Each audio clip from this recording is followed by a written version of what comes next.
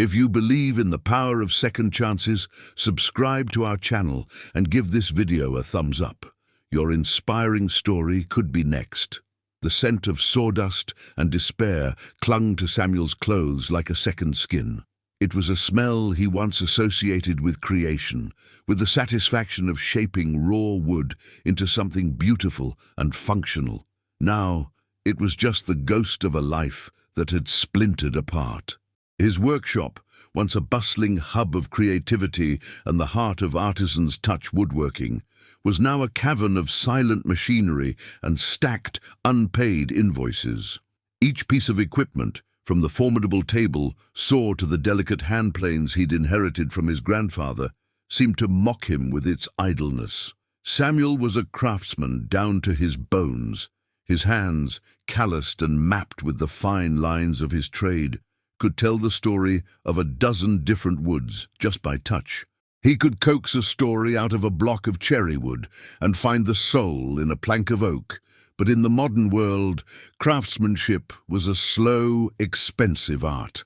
Mass-produced, flat-packed furniture from overseas had choked the market, and his small business, built on quality and passion, had gasped its last breath 6 months ago. Bankruptcy wasn't just a legal term, it was a brand on his soul. Now at 42, Sam worked a grueling, soul-crushing job at a massive distribution warehouse on the outskirts of Minneapolis. He moved boxes, scanned barcodes, and felt a piece of himself chip away with every beep of the scanner. The work paid just enough to keep the foreclosure notices at bay, but it starved his spirit. He was no longer a creator, he was a cog. His wife, Eleanor, was the unwavering lighthouse in his storm. A second-grade teacher with a heart as warm as the sun, she saw the artist in him even when he could only see the failure. She never complained about the frugal meals, the worn-out car, or the dreams they had to put on indefinite hold. Instead, she would gently take his hands at the end of the day, trace the new, unfamiliar calluses from the warehouse work, and tell him, "The artist is still in there, Sam. He's just resting." Her strength was both his salvation and a source of profound guilt. He felt he had failed her, dragged her down into his pit of debt and disappointment. It was during one of the darkest nights, staring at the ceiling and listening to the hum of the old refrigerator, that the ritual began. He had a $1 bill in his wallet, saved for a coffee the next morning. It felt pathetic, a flimsy symbol of his financial ruin. On an impulse born of desperation, he took a pen from the nightstand, and in his neat, draftsman-like script wrote 2 small words in the margin: "Maybe tomorrow." It wasn't a prayer or a plan. It was a whisper of defiance against the crushing weight of the present. It was a promise to himself that this wasn't the end. From that day on, every dollar bill that passed through his hands received the same inscription. It was a silent conversation with the universe, a message in a bottle cast into the vast ocean of commerce. He wrote it on the cash he used for groceries, for gas, for the occasional lottery ticket he bought when the jackpot swelled to dizzying heights. Each marked bill was a seed of hope planted in a barren field. He never told Eleanor about it. It was his private, quiet rebellion. This particular Tuesday began like any other. The alarm blared at 4:30 a.m., slicing through the pre-dawn quiet. Sam moved through his morning routine like an automaton.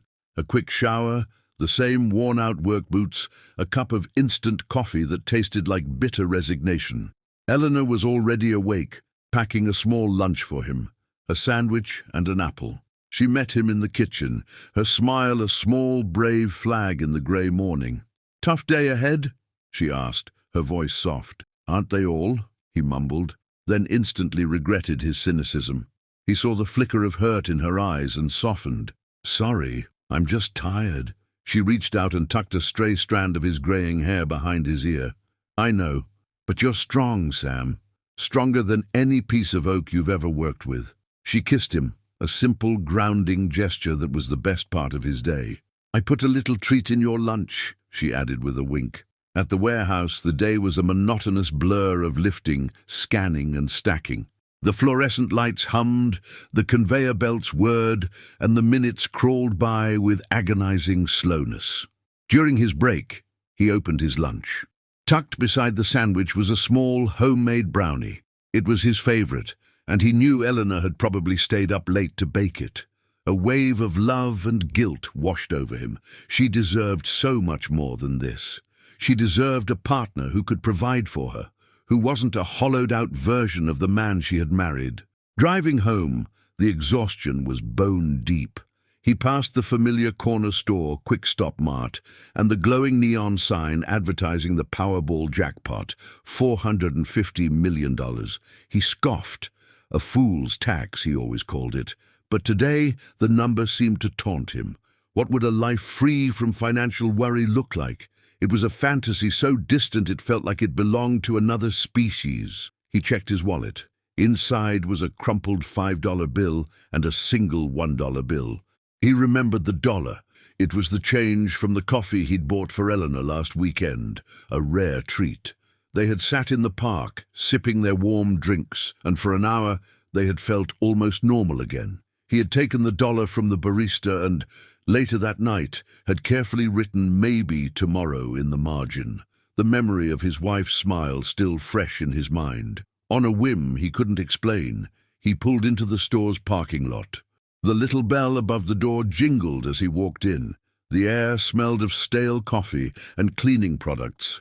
"Just one Powerball ticket," he said to the clerk, a teenager busy scrolling on his phone. He slid the marked $1 bill across the counter. The clerk barely glanced at it, his thumb flicking across the screen. He printed the ticket, a quick pick, a random assortment of numbers generated by the machine, and handed it to Sam. "Good luck," the kid said, the words automatic and meaningless. Sam tucked the small slip of paper into his wallet next to the $5 bill. He felt a pang of foolishness. A dollar he couldn't afford to waste, spent on a fantasy. He drove the rest of the way home, the ticket feeling like a tiny, secret weight in his pocket. That evening, dinner was quiet. They ate leftovers, the television murmuring in the background.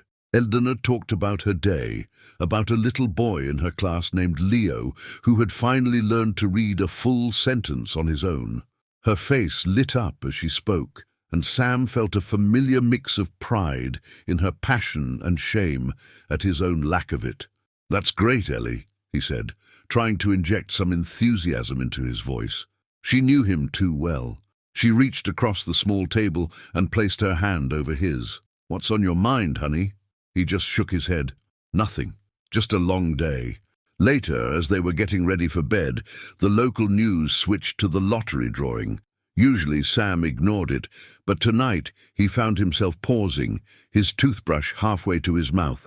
The familiar jingle played, followed by the sight of the numbered balls tumbling in the clear plastic sphere. "Come on, Sam," Eleanor called from the bedroom. "Don't torture yourself." He didn't answer. He watched, almost hypnotized, as the first white ball was drawn. Number 16. He pulled the ticket from his wallet. His heart gave a strange little flutter. The first number on his ticket was 16, a coincidence. The second ball dropped. Number 23. He looked at his ticket again. 23. It was there. His breath hitched. It was still just a silly coincidence. The odds were astronomical. Third ball, 31. His ticket, 31. Fourth ball, 44. His ticket, 44. Fifth ball, 58. His ticket, 58. Sam's hand began to shake. The world seemed to narrow to the small slip of paper in his hand and the numbers on the television screen. It couldn't be. This didn't happen to people like him. He felt a dizzying sense of unreality, as if he were floating outside his own body. He could hear his own heartbeat, a frantic pounding drum in his ears. Eleanor walked into the living room, a book in her hand. "What are you doing? You look like you've seen a ghost." She saw the ticket in his trembling hand and the look on his face. Her playful smile faded, replaced by concern. "Sam, what is it?" "The numbers," he whispered, his voice hoarse. "Ellie, the numbers." The announcer's voice boomed from the TV, filled with manufactured excitement. "And now, for the red Powerball. Good luck, America. The final ball, a bright red, tumbled into place. Number 7. Sam's eyes scanned the last number on his ticket. A red 7. He had them all. Every single one. The ticket slipped from his numb fingers and fluttered to the floor. He stared at the television, where the winning numbers were now displayed in a bold, triumphant line across the screen. $450 million. Eleanor rushed to his side, picking up the ticket. She looked from the paper to the screen, her eyes widening in disbelief. She looked back at the ticket, her finger tracing the numbers, her lips moving silently. "Sam," she breathed, her voice barely a whisper. Is this real?" He couldn't speak. He could only nod, a slow, jerky movement. He sank onto the worn fabric of their old sofa, his head in his hands. It wasn't the wild joy he might have imagined. It was a terrifying, overwhelming wave of shock that washed away everything else. For years, he had lived under a mountain of debt, a constant crushing pressure, and now, in the space of 30 seconds, that mountain had vanished. Eleanor sat down next to him, the ticket clutched in her hand like a sacred artifact. She was silent for a long moment, and then a sound escaped her, a small choked laugh that was half a sob. She threw her arms around him, and he could feel her body shaking. He held on to her, his anchor in this sudden, violent sea of change. And through the fog of disbelief, one thought, clear and bright, finally broke through. The dollar bill he had used to buy this impossible piece of paper. The one with his handwriting in the margin, a message sent out into the world with no expectation of a reply. Maybe tomorrow. Tomorrow had finally come. The world did not stop turning. The sun rose the next morning, casting the same familiar patterns of light across their bedroom floor. Yet for Samuel and Eleanor, the very air they breathed felt different, charged with an electric, terrifying new reality. Sleep had been a series of fragmented dreams, punctuated by moments of waking with a jolt, each time the same thought crashing down. 450 million. They would look at each other in the dim light, the question unspoken in their eyes. Did that really happen? The proof lay hidden in the pages of Eleanor's favorite Jane Austen novel, Persuasion, tucked away in her nightstand drawer. The small slip of paper felt impossibly flimsy to be the key to their entire future. The first thing they did that morning, before coffee, before anything, was to take it out and look at it again. The numbers were still there, a perfect, unchangeable match. Sam's signature, a blue ink smudge from the quick pick machine, seemed to validate its existence. It was real. A pact of silence was made without words. This was a secret too monumental, too fragile to be spoken aloud to anyone else. Not yet. Sam went through the motions of his morning routine, but today the acrid taste of the instant coffee wasn't one of resignation. It was just a taste, a detail in a world that had suddenly bloomed into high definition. When he kissed Eleanor goodbye, there was a new intensity to it, a shared secret that bound them together. As he drove to the warehouse, the world outside his car window seemed both the same and entirely altered. The familiar drab buildings of his commute were no longer a landscape of his failure, but a temporary backdrop he would soon be leaving behind. He clutched the steering wheel, his knuckles white, a strange, giddy laugh bubbling up in his chest. For the first time in years, he wasn't driving toward a cage. He was driving toward his liberation. The day at the warehouse was surreal. The relentless hum of the machinery, the shouts of the foreman, the monotonous beep of the scanner. It was all a movie he was watching from a great distance. He performed his tasks with a placid, detached calm that his co-workers mistook for exhaustion. "Rough night, Sam?" one of them asked as they passed in an aisle. Sam just smiled, a genuine, unburdened smile that seemed so out of place it made the other man raise his eyebrows. "Something like that," Sam replied. During his lunch break, sitting in his car, he didn't eat. He made a phone call. He had found the number online for a highly regarded law firm in downtown Minneapolis that specialized in estate and financial planning. His voice was steady as he made an appointment, explaining only that he had come into a significant, life-changing inheritance. and required immediate legal and financial counsel. The woman on the other end, professional and discreet, scheduled him for the following morning. When his shift ended, he didn't just clock out. He walked to the supervisor's office, a place he usually avoided at all costs. He knocked, entered, and gave his 2 weeks' notice. The supervisor, a perpetually stressed man named Henderson, looked at him, bewildered. "Quitting? Did you find another job?" "You could say that," Sam said calmly. "I'm reopening my own business." The words felt incredible on his tongue. He wasn't just quitting a job he hated, he was reclaiming the life he had lost. He walked out of that warehouse and into the late afternoon sun, feeling 10 pounds lighter. He had shed the skin of Samuel the warehouse worker and was, once again, Samuel the craftsman. The next few weeks were a whirlwind of managed chaos. The meeting with the lawyer led to another, with a financial advisor, a calm, wise woman in her 60s named Carol, who seemed entirely unfazed by the 9-figure sum. She walked them through the process with practiced ease, claiming the prize through a legally formed trust to protect their anonymity, choosing between the lump sum and the annuity.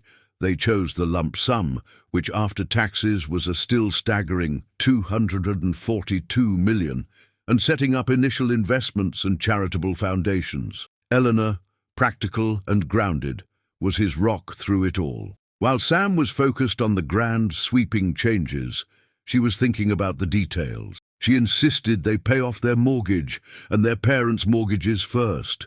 They set up college funds for their nieces and nephews, and she made a decision that surprised Sam. She wasn't going to quit her job. Not yet. "I have to finish the school year," she explained one evening, as they sat on their old, familiar sofa, a stack of financial documents on the coffee table. "Those children depend on me. I can't just abandon them." Her dedication moved him. The money hadn't changed who she was at her core.